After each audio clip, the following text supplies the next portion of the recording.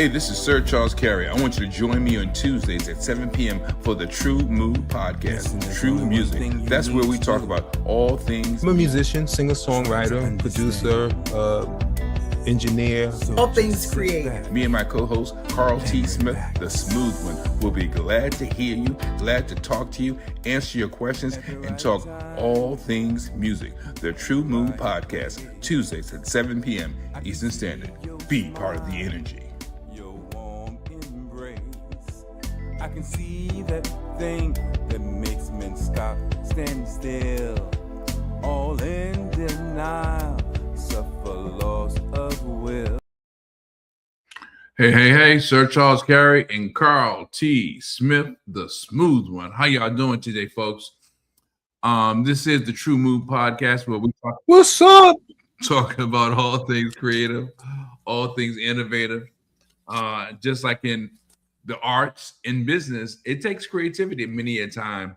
And so there's pretty much no topic that's out of reach or out of our realm. We've had speakers and artists and rappers and sound men and musicians. A little bit of everyone has shared their gift here on this platform with us.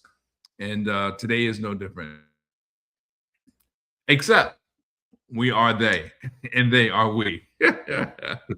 So today we're talking about what they don't know. And when I say what they don't know, is like when you are a musician, producer, whatever, there's a lot of people that are not in your industry. They really don't know the behind the scenes. Now, we talked about gigs last week. We have talked about some of these topics in general, but you know, I'm gonna ask you, Carl, when you were young, I'm sure your perspective was different because When Yeah, I was young? I mean, you know, when you were younger. How about that? You know, all right. You know, I think we all have illusions of grandeur, or just we don't know what we don't know. And we go into the music business, you know, wanting to be flashy and have fun and blah, blah, blah. And there's nothing wrong with that. But after your indoctrination, you know, and you've been burned and you've learned, you know, what was your view on the industry as a whole, you know, after the younger version of you and the current version of you? What's your view of the industry? Well, like you said, you know, it was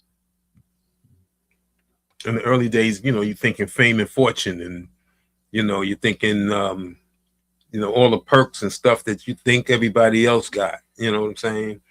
But then reality sets in, and it's a business. Yeah. And it's about numbers, and it's about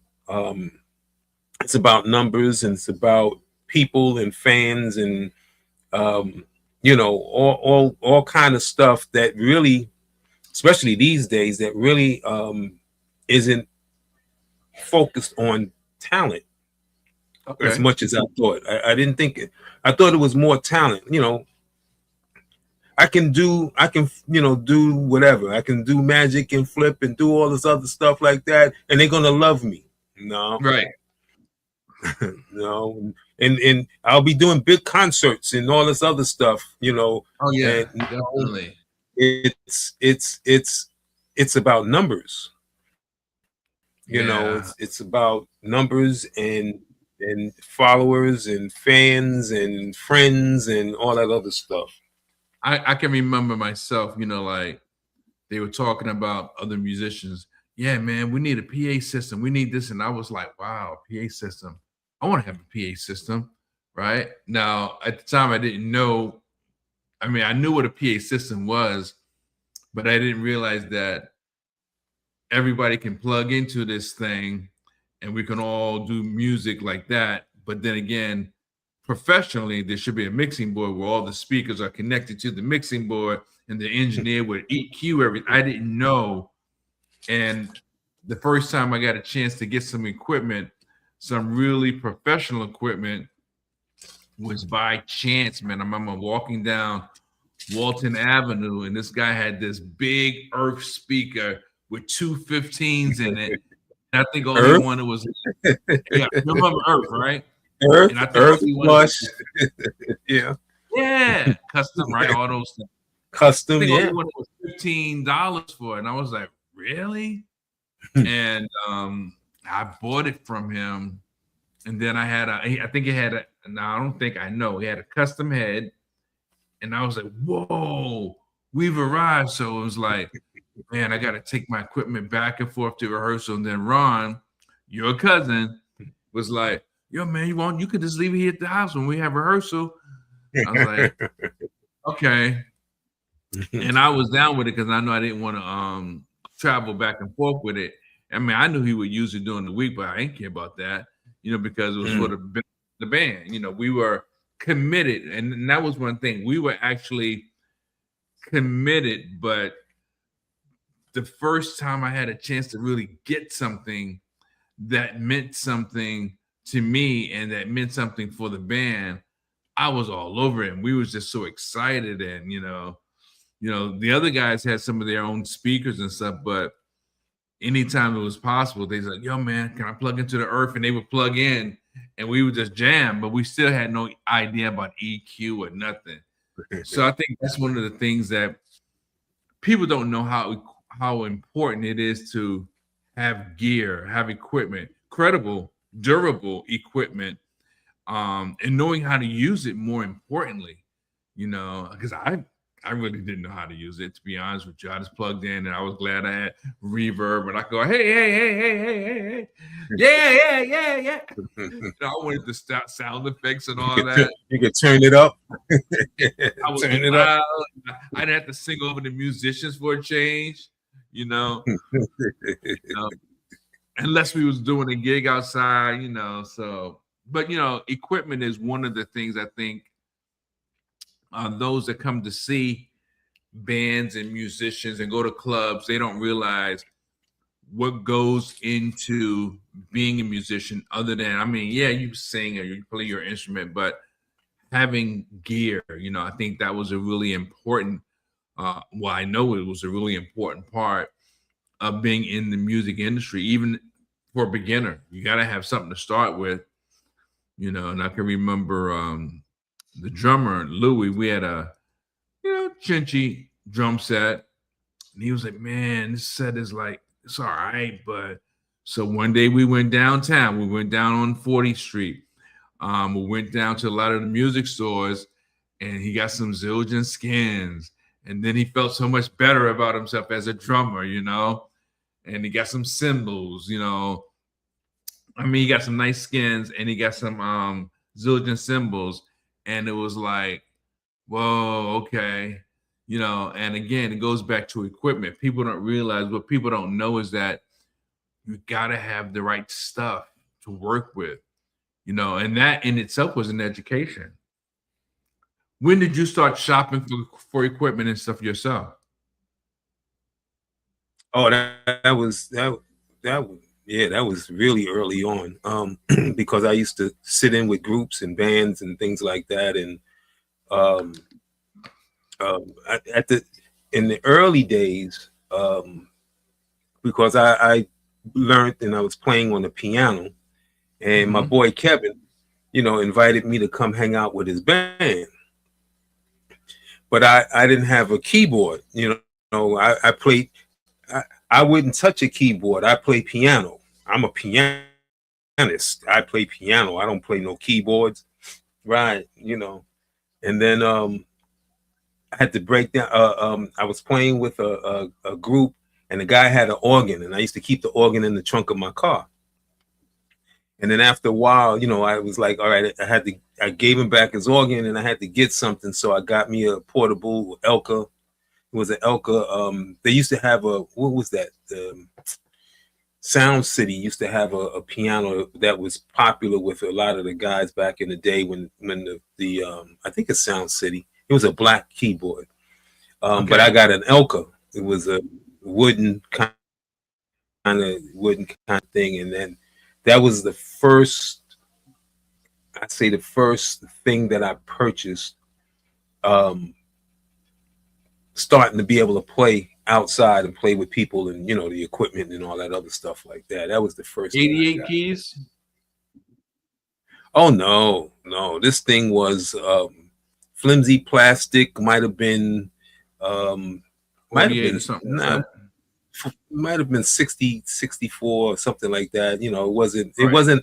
it wasn't long. It wasn't that it was portable like Yeah. portable keyboard 61 kind of key, thing. 48 key, whatever. Yeah. Yeah, I and it was a narrow, really narrow, didn't have much to it. Sound like a toy. But I played that sucker as much as I could and played it all over the place. Look, it didn't sound like a toy back then. No, back then it was what was like the new technology, yeah. Right. Yeah. Now, having been a fan of different, recording artists, how was it when you became an artist yourself? Did you deal with fans the same or look at people that were fans of music the same or fans of yours the same? How did you make the transition from being a fan to having fans? I don't know if I got any fans, but there's some people who like the stuff I do. But I don't know. Yeah. I don't know those jokers, yeah. Like the stuff I do. Well, I think I got in. I ended up becoming an artist because I was always doing like productions and doing stuff like, as you were saying about people rehearsing and equipment and things like that. Right. I would get everybody to come up to the house, and I had two. Matter of fact, I still think I got one of them. I had two small tape recorders, and I would dub tapes and whatever, and we sit we be playing in my living room, and trying to make some tapes because we're gonna go down and get a record deal, and we take them little crappy tapes. We take those little crappy tapes down. Well, Kevin and I would take them tapes down there and go to CBS and go to Arista and go to all those spots and try to drop off tapes, but they wouldn't take them. So, since you don't want to take my tapes, I'll make my own, so I started making some of them cassettes from, the bands that we were playing and magic mark on them, and gave them out, to people. They probably used those for coasters or something. I tell you, I remember one of the first times, because I submitted a lot of tapes. I got a response from one record company. Wow. And even though they rejected me, I was so excited because I think I got it around here somewhere.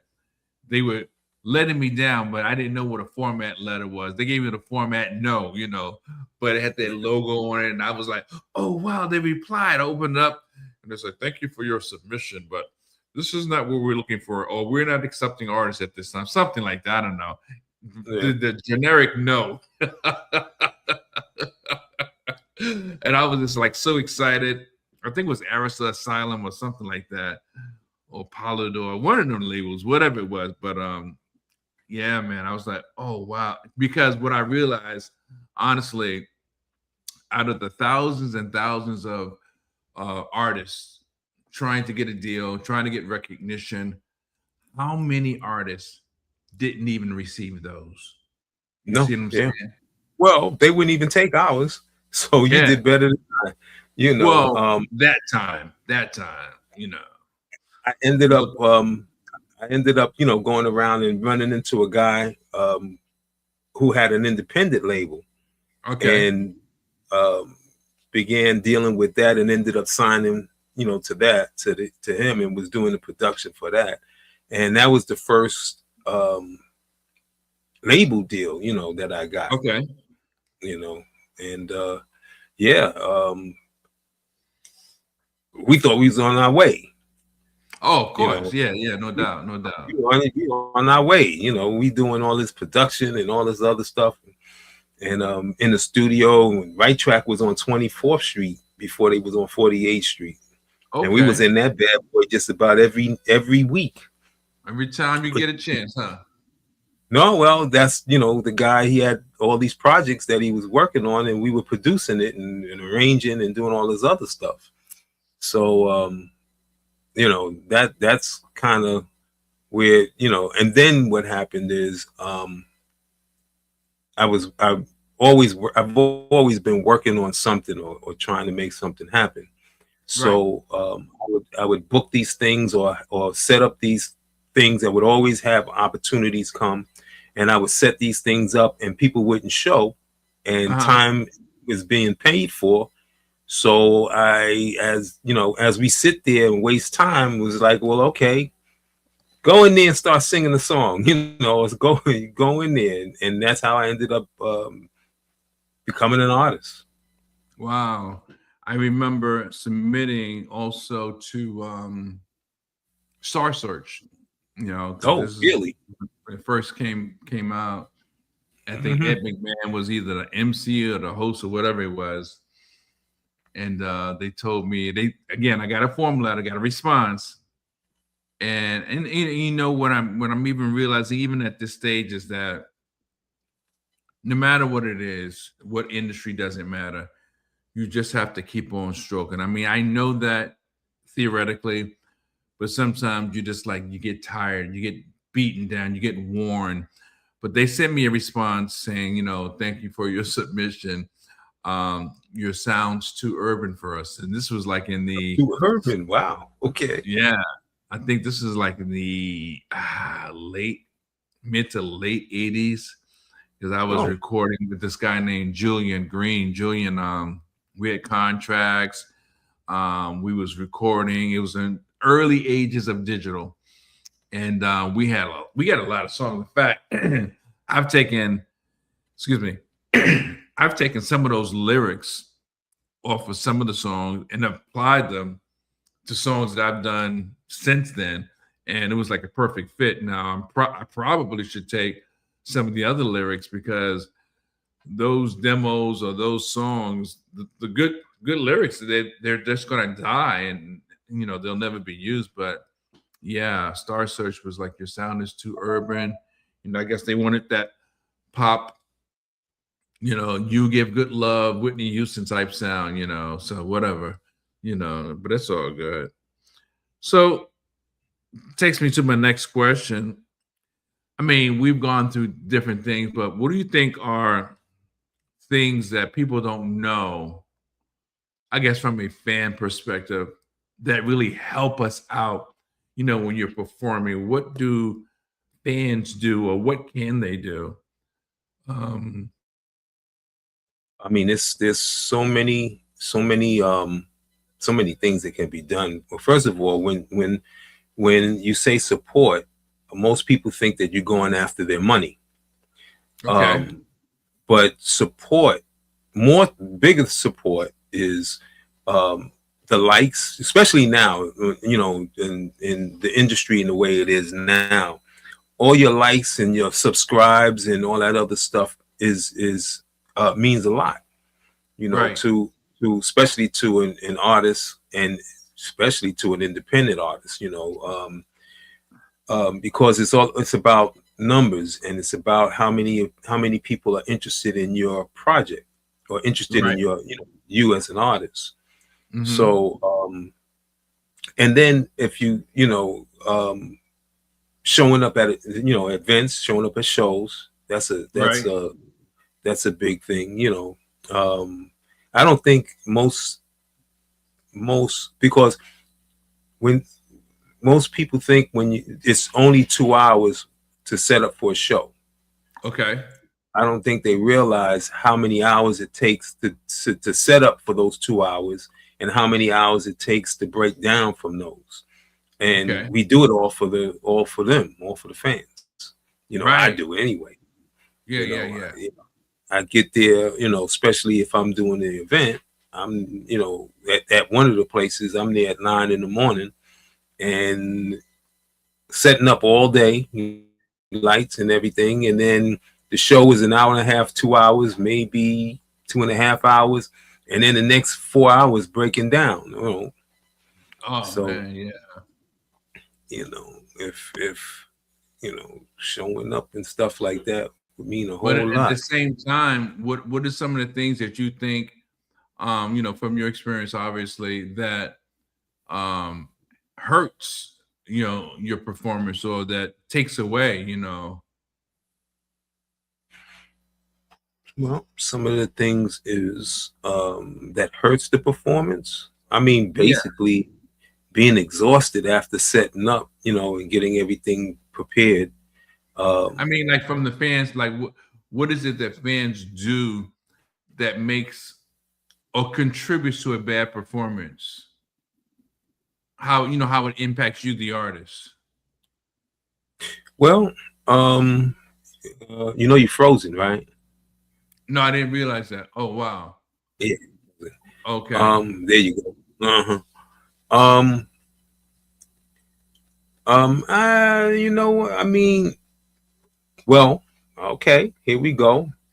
Um, so I do a lot of love songs and um, songs that require, well, it doesn't require anything, but it would um, how would you say, um, be nice, get a reaction from the song, and what I notice with some of the stuff, with today's audience, because back Yeah. in the day they would tell you you had to sing to the audience, they had to feel it and all this other stuff. But today it seems to be a little different. Today it seems to be people are uncomfortable when Okay. you sing your song to them or at them or whatever, no sliding across the stage like David Ruffin, and Oh, like grabbing the Leon mic and 5 Heartbeats. like Leon and yeah, like Leon, um, none of that stuff. If you do that, then they get kind of funny and stuff like that. And I still haven't figured out why. Well, that's weird because But I have kind of like the opposite reaction. But I think okay. the things from my experience that help, obviously, is when the crowd can get into it. Which is why I try to have kind of like a multifaceted act, meaning, live band like yourself, I had a live band, but I try to play, if I can, play off of the musicians, have other vocalists that either support the set that I'm doing, the other songs. For those of you that don't know what a set is the period of time that the band or the artist is performing a number of songs. But so I try to be able to show the diversity to keep the audience engaged and to actually engage them. So going to the negative side, things that I think take away or can take away from my performances or live performances is when they are not, like you say, responsive. I think that I remember this when before I moved in this area, and I was still living in New York, of course, and I would come down here for shows. It was like they would look and sit there like, impress me. And I'm like, first of all, by me being from New York, that should impress you, first of all. But but it was kind of wild. But now it's, for me, it's different. I kind of get a different reaction, but I try to calculate that. Again, playing off the musicians, playing off the audience, talking to the audience, and mixing up the songs where it's not just one particular tempo, it's different tempos, fast, slow, whatever, mid tempo, and making it different for their stimuli, because I know that if there's a monotone sound, whatever it is, regardless of the song, that's not going to move them. But if it's moves up, down, lowers, or I'm able to do something with them, I get a different reaction. But I don't think they realize that. they're just being themselves, which, you know, I guess that's what they're supposed to do. But they don't realize that, hey, help us out. If we say, how y'all doing? Yeah, yeah, yeah. You know, get off the stage, say something. I can do better than you. Yo, in fact, you know, one time, it's funny. I got these two girls backing me up, and there's a guy, and he was drinking, and we ready to do a song. He was drinking. They were, you know, and then he goes, man, why don't you let them girls sing? And I'm like, I looked at the guy, I said, they are. And I just kept on going, you know, with a smile. And one of my friends that was there said, man, you should have told him to shut up.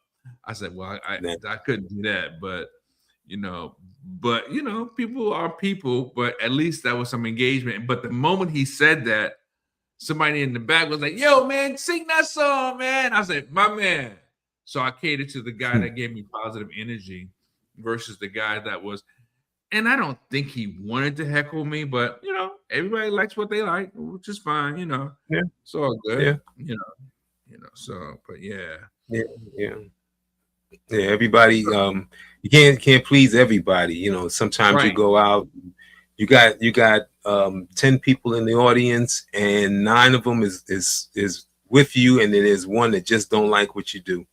Yep. Nothing you can do about that. Have you ever in a performance gone out to someone, you know, to engage them in the crowd, and they be like, oh shoot, I shouldn't have went to this person. Give me my mic back, you know, because they were really stealing the show or something? Okay. Oh no, how did you? No. Okay. I didn't. I've never had that, but I've had it the other way around. Oh goodness. We went to an event in Queens, and it was the Shy Lights. Okay. And they were calling up people up on, and Marshall would call up people up on the stage and whatever. And I'm standing there with some other people, and they gave the guys the mic, you know, give people the mic to sing. I think what was the song? It was what was that song? I think it was Have You Seen Her? I don't remember which one it was. And they passed the mic, and he gave me the mic, and I started singing, and the crowd responded, and he came and snatched the mic real quick. From you? From me, yeah. He snatched the mic real quick. Snap. He gave it back, but he snatched it. It was cool. It was cool. He snatched the mic real quick, and then he gave it back. And then so it's, you know, was the other way around. But I haven't had that yet. I think the next time I perform, I just got to make sure that you're nowhere near the stage so that you don't do it to me. No, you look, I would never set nobody up because first of all, I'm still old school. I believe you treat people the way you want to be treated. And number two, unless we have it staged to do that, to get a reaction, you know, I'm all in for stage interactions. Like when we did the show with MPK, you came out from changing clothes and you was acting up and stuff like that. I mean, it was impromptu, but I enjoyed it, you know. Hey, you know, so I think that stuff is fun. But what I'm gonna say, what's the difference between a cover band and a band that's doing their own material? The difference between a cover band and a band that's doing well. A cover band is usually a lot easier for the audience to digest, you know, because they know the song and they can sing along and all that other stuff like that. Usually with most cover bands and stuff like that, and what they call now reviews, they're doing songs that everybody pretty much know. They become a group or whatever the case may be that everybody knows.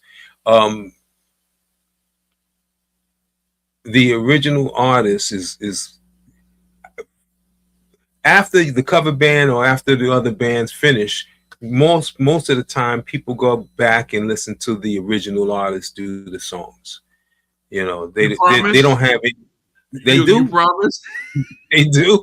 You know, well, you don't have those people that are performing those you know, those things, those songs. Right. They don't have they don't have any recordings or anything of the songs that they're doing. So, you know, if I want to listen to a cover, I go back to the artist. You know, the original stuff. Artist. Yeah, I got you. Right, the original artist. Now, the the the performer that's performing his own stuff.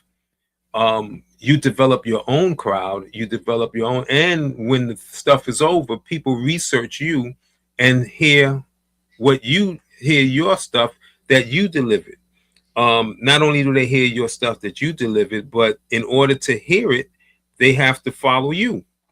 Right. And for those that don't know, we're talking about things that people that are not in the music business don't normally know. So we're kind of like unpacking some things that you want to happen, things that don't happen, or things that do happen. And the fact that the general audience, most people in your performance halls, clubs, and so forth, they don't know these things. So a cover band is a band that does material that has been recorded normally by a more known artist or a recording artist. And of course, an original band, they're playing their own material. And some bands that do original material, they play music in between. They play covers in between their originals so that the audience has something that's recognizable and they can still serve both sides of the house.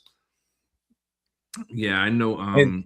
And the thing that I don't think they realize is that the known artists, when they do their songs, those are original songs. So, you know, they pretty much, it's just that they get a little head start because they already known. They, you know, people are already familiar with them. But when they come out with a new album, it's an original, you know, it's an original song, you know. So. Right. You've never heard it, but it started out as an unknown song, unknown music, and yeah. Right. Mm-hmm. So going back to the other question, what would help an artist is if you can lend yourself to letting a musician or band share their gift with you, and you never know, it may appeal to you because, like you said, when people came down from New York to Maryland, they heard songs from my set that they liked, and I made sure to go back to New York when I performed in New York with you and your show. I made sure to go to New York and perform some of those songs to expose them there as well. So it's always important that you have an opportunity of sharing your original gifts. Now, what do you need? You know, again, because I know people don't know this in the music business.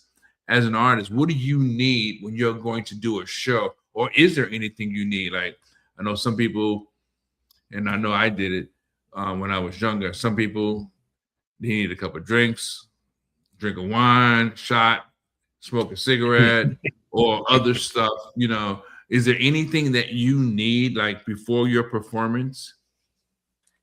Just a second, just some quiet time for 1 minute. You know, because usually it's a hectic day and you're running around and you're doing all the stuff to set up for that show, you know, that we do for the audience, you know. Right. So you know, you need maybe a minute or so to relax and take it easy for a minute because you're already wound up and stuff. So, you know, that's tough, man. A little bit of time. I need a minute, but there's sometimes where I don't need too much time because I don't need nothing written space in my head. You know, too much peace.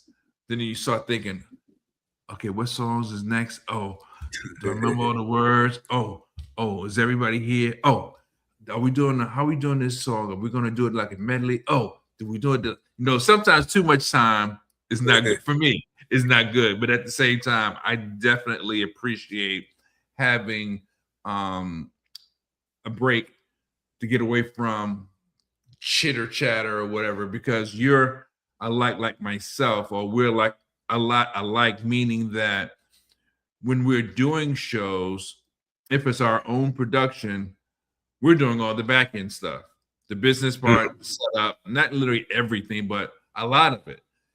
So we're focused on making sure the people are comfortable. We're not ignoring people that we know that come to see the show. Making sure we got our right clothes, the lighting is right. If we're going to have it filmed, the film people are there, the sound is right, the other artists. It's a lot that goes into it that people don't really understand, and it can be exhausting. And that's before the first song is even played. That's before the doors open up. Not the first song, the doors open. Before the doors open. And even if you're not doing, let's say you're producing the show. Even if you're on someone else's show, there's a lot that go on before the doors open, or a lot that goes on before you hit the stage. Yeah, so, there's still a measure of that same kinetic energy or frustrated energy, because it's still, hey man, can you help me put this table up? Oh snap! Okay, I wasn't planning on doing that, but okay, or whatever it may be, or the fact that, hey man, these people said that their tickets was paid for. I don't know nothing about that. Things happen, but again, once you've I guess I have been doing this for a while, you see a little bit of so many different scenarios, and I get it. I really do get it. I get it. And but I guess we should all have our own personal shrinks, because the good, the bad, and the indifferent, we still, allow ourselves to go for it. I tell you, man, it's amazing. I tell you. So yeah. And I know that when I was younger, one of the biggest challenges I had, I was the sex, drugs, and rock and roll. So I was trying to do everything. I couldn't wait to do the show, but I wanted to party at the same time, not realizing that some of those things were really taking from me. But because I was young, to drink or smoke or whatever the case may be, I didn't realize it, because you got these young tender vittles, your throat is durable, you can sing and hold the note long, and you figure it don't hurt nothing, but actually it can be intrusive, because I remember watching the Rat Pack and those old groups, Standards, and they be on stage.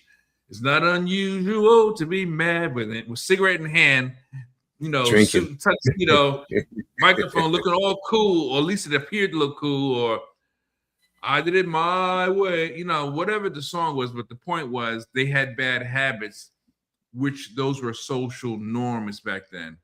So yeah. I didn't know that. I didn't realize that. I thought it was okay to do some of those things. Some things I knew were wrong, but it's always okay to make an excuse when you can.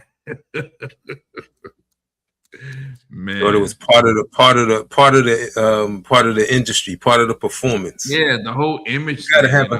Gotta have a cigarette and whatever. Yeah, no. Gotta have a cigarette. Gotta have a drink. You want to come across as one of the consummate professional and whatever, man. I tell you. But as we move forward, we hear a lot of artists, and they tell you the truth. There's so many artists now. I have no idea who these people are. Yeah. Oh yeah, yeah. No idea.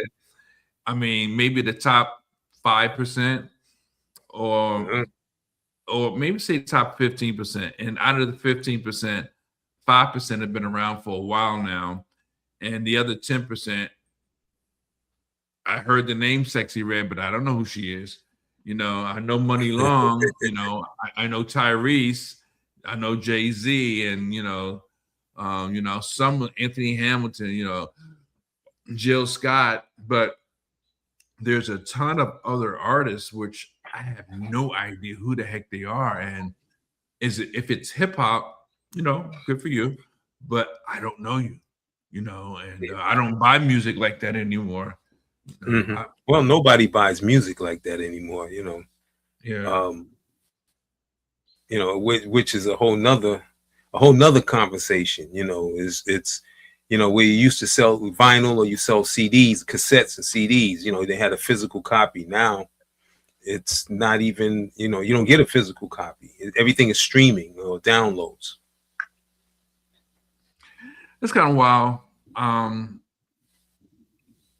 Because I know I will buy certain things like trying to think the last, well, I bought a lot of tracks so that when I have to do a performance, if I don't have a band, I can still do a performance. But I will buy certain artists, you know, whether it's what's his name, Orlando, whatever his name is, I don't know his name. The guy that sounds like Marvin Gaye. I might London, like that out. Yeah, London or something like that. October London. Yeah. October London, yeah. Yeah. So I was thinking about naming myself Paris Smith, you know. But you know, I'll buy songs that I really like, just because I don't want to rely on streaming. The internet goes down, I still have it. If I really like the song, like when Tyrese came out with that song Shame, man, I still like that. I think that's just a powerful song. I don't know if you're familiar with it, but yeah, I bought that. That was a couple of years ago. So do you buy them to support the artist, or you buy them to add to your collection? Man, later for the artists. I'm buying it for me. No. No, obviously they will benefit from it, but I like the artist. I like Tyrese. Support the artist. Okay. Yeah, supporting the artist, but I really like the song. Right. And that's why, you know, it's funny about my career, because growing up in the era that we grew up in, Motown and all that stuff, I like Motown, but I really like, if I could sing the song, I like the song. If I couldn't sing the song, I might listen to it, but it's like, okay, you know. But I really like the songs that I knew I could sing. And that's kind of a jaded way of being, but hey, I cop to it. If I couldn't sing it, hey. Well, that's where the industry went. You know, it went from singers singing stuff to sing-alongs. You know, and that's one of the big things about most music is most hits are sing-alongs. You know, the chorus just loops over and over. You say the same thing, and it's easy to say or easy to sing. And but see, still thinking about the era that we came up with and the caliber of musicians and compositions and orchestration that was around when we came up, that really appealed to my inner sensitivities as an artist, as a music lover. For example, when you think about, I don't know, I'll ask you later, but one of my favorite songs in the world is I Write the Song by Earth, Wind and Fire. When you hear how the song comes on, it lends itself to the compositions of Bear Sager Bear. You know, it lends itself to some of the greats, you know, Basie and all these guys. And I mean, there's so many, I can't even think of their names, that compose music where the strings just make the song come alive, or the strings made you cry, you know. So when you hear even Man in the Mirror, or what's the song that Michael Jackson did, Lady in My Life, the way the song was arranged and composed, it's like, wow, it really hit. I don't think we got songs like that too much today. Not too much. Well, yeah, because those songs are those type of things don't rise to the top. It's about sing-alongs, you know. Things have became, you know, simpler. You know, simplicity is the way in the industry, and you do some sing-alongs. I like productions. That's probably, you know, one of my biggest problems is that I'll do productions, you know, and have all these things going on and stuff like that. Right. because that's what I like to hear. That's what I grew up on, and that's what I like. I like to do. I like to produce and stuff like that. But it's all about sing-alongs and simplicity. You three instruments, which would be drums and two other sound effects or whatever, and something, la da dee, la da da, repeated over and over again. It's a hit. Yeah, I think I do believe that less can be more. But sometimes I have to remember, even when I'm writing a song, for example, you don't always have to have 3-part harmony, Charles. Try just like just Yeah, try just try 2-part harmony, or try an octave over the lead. Yeah, I wish I get the memo. I don't. It's hard, man. It's hard because and then when I listen to it first, I'm like, okay, sounds good. Then if I sit too long, I'm like, well, what would it sound like if I? And here comes the problem. The old school sets in. So I have the record that was released without me knowing, without my permission. The record that was released. Yeah, we talk about that. Yeah, was unfinished. Wasn't even. It was like we did the work. I had to go out of town, and then and then I called. I don't know how I got in contact with Kevin, or Kevin called me, or whatever, to let me know that there was records out. And I'm like, records out? What are you talking about? It's not finished. But even today, when I listen to it, now there are people all over the world listening to that record, "Come Back Lover," loving it, calling it a funk classic. Okay. To me, it's empty. To me. So I redid it. I'm going to drop it out again because I got it cluttered with all kind of stuff and background and harmonies and all that other stuff like that for people like me who might like that kind of stuff. And if you like simplicity, do come back. That's a good problem to have. Well, that's a good problem to have, man. I tell you. So it's all about sing-alongs and repetitiveness and stuff like that. And I used to sit and write on the staff, write melodies and all that other stuff. Well, and the thing is, none of them will go. Like "You're Sexy," for example. I'll use that song. I like it. I think it's a good song. It's marketable, blah, blah, blah. Okay. But I probably would have liked to add more to it, be honest with you. Mm-hmm. But I said, oh, wow, this is catchy. Sing along, right? This is catchy. Let me just leave it like it is because it's catchy. And if I add more to it, that may take the catchiness away from it. Mm-hmm. So when I talked about strings and the horn section, all that kind of stuff, if you can't get in within a 3-minute time frame, it don't belong in for today's sound. Wish I get the memo. If you have to modify the structure of the song, even if it is within 3 minutes, it's like, do you really want to do that? Don't you just want to leave it alone? And the answer is no, I don't want to leave it alone, but that's what's marketable today. Yeah, what I've learned to do was I have to get it out my system. So I do everything that I can. And then I strip it down, and then I start I start all over, and I'll put stuff in until I go, okay, that's enough. It sounds decent and whatever. And then I use the rest of the stuff for remixes. And that's how I can get it out my system. I put it all on there to the point where it destroys it. I know it's destroyed. It's not, I'm not feeling it the way I used to, the way that I was doing it before. And then when I get to that point, I'm like, okay, got it all out. Now strip it down to bare minimum again, and just add in a little of this, add in a little of that, and then I'll stop. Yeah, man. I'll try to stop. It ain't happening though. I try. Yeah, I tell you, it's very interesting. Very interesting, man. Very interesting.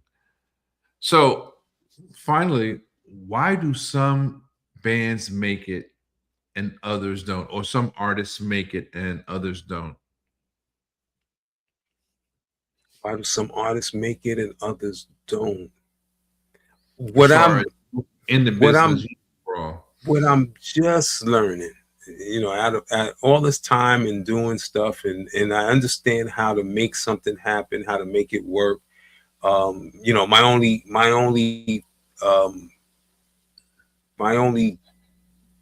problem is that in order to make anything work, it involves other people. Like if I was able to multiply and do all the stuff, it would be done. It's Right. really not hard to do it, to make it. But what what these days, it's a lot less. It's a lot less about music and connection. It's about connections. It's about um, it's just like what I had to learn was people don't come to your event, and I won't go to your event, or I don't come down to do a stuff because I come down because I have some fans or friends or whatever that's there, but I come because of them. Just like they don't come to a show or anything like that without someone bringing them. They're not coming by themselves. They're not discovering it that way anymore. What it is I got a friend of a friend that's taking us down to see Sir Charles Carey, or just like you was talking about, You're Sexy.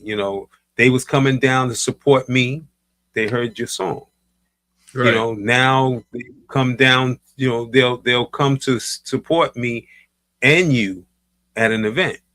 And if you can get that momentum that going that way, it's not that hard. It's hard to get somebody to listen to you or to pay attention to you, um, off the cuff, out of the blue. Well, I think that, just like you have a show, a performance that's, that's just theatrics. I think that's a big part of standing out these days. Just like if you were to go see Tank, Genuine, and Tyrese, right? Now they come out there, they're three separate artists, but they got this group TGT, right? And they come out there and they recorded some songs together. So they come out there and the crowd goes crazy because they get to see Tank and Genuine Pony, that's Genuine song. And Tank and Tyrese. So they go out there, they got the leather, all this shiny stuff on, they looking good. How y'all doing? Right? So they come out there and the girls is going crazy and the music is playing.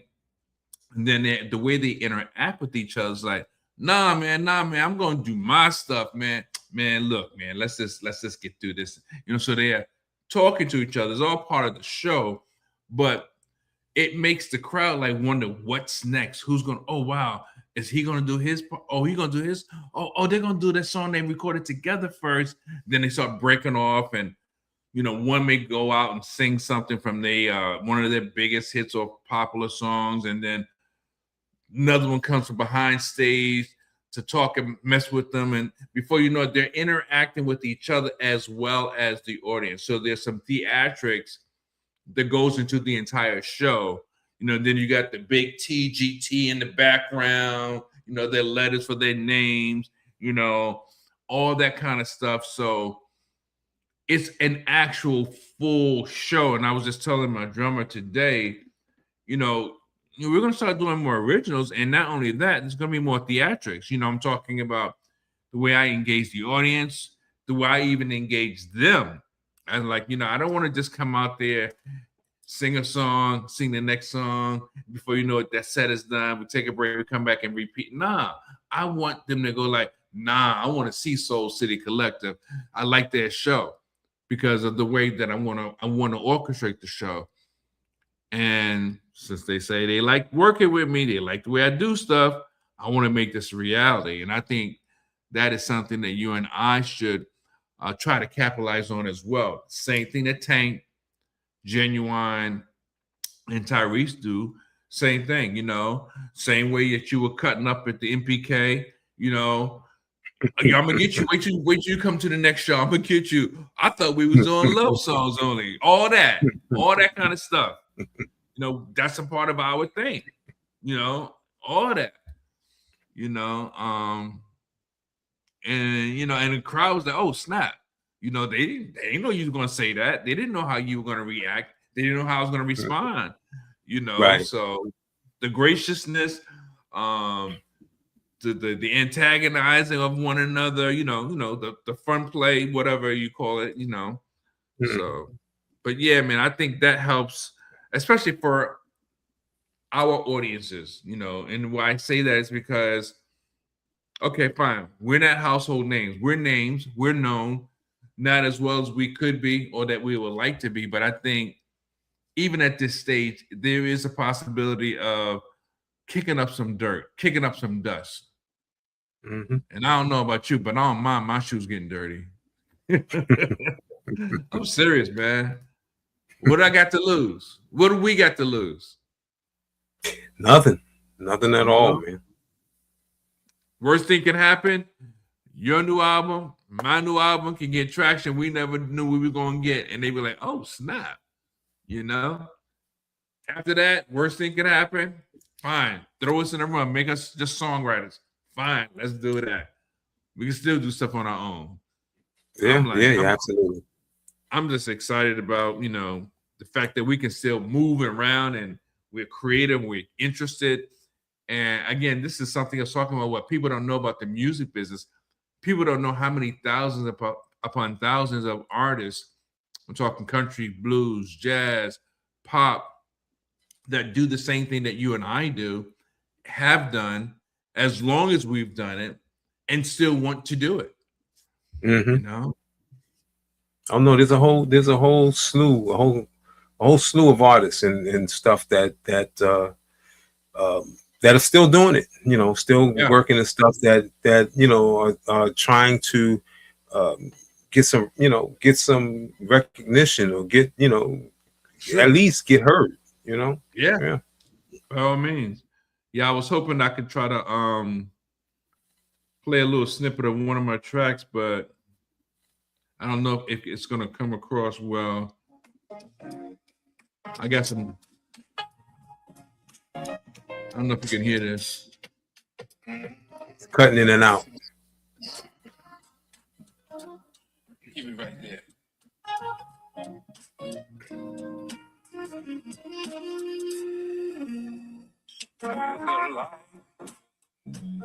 It's true. It's alive. Shining on the inside of me and you. I see it. I feel it. So I'm trying to hit that Will Downing audience, that Gregory Porter audience with this. I got a couple of tracks similar to that. And that's going to go on the album with a couple of other songs. A couple have been previously released. I guess I do need to do a video, but first things first, make sure the music's tight, and it should be pretty easy. But that's called You and Me. Okay. All right. All right. So, yeah, man. I mean, I'm still excited about the possibilities. Still excited, and I pray God allows it to come to fruition in any shape, form, or fashion. A little more than previous because we got more knowledge. We're still excited about it. We're still thriving to do it, to do better.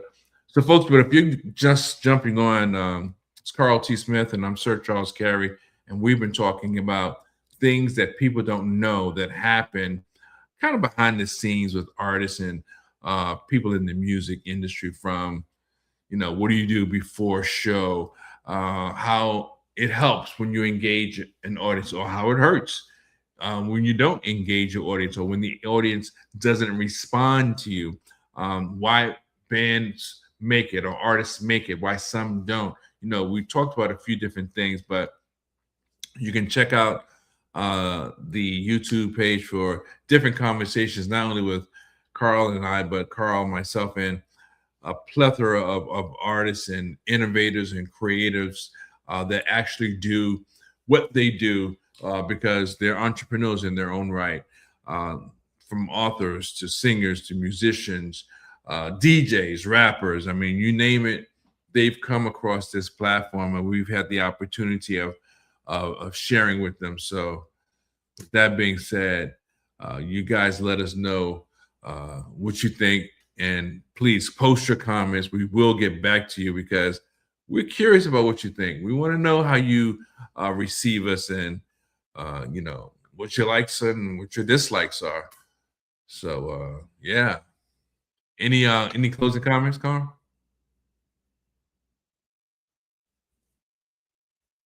No,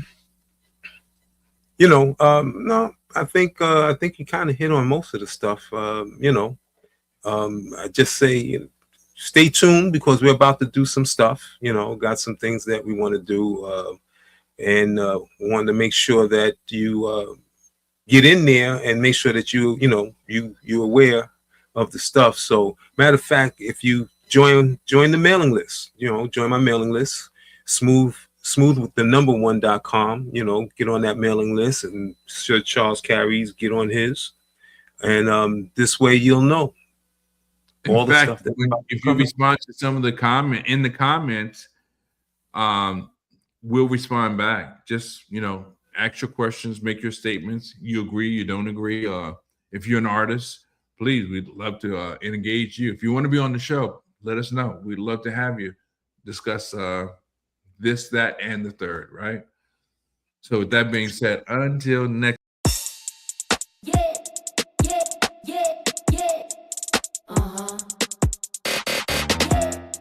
You're sexy, so good to me. See if I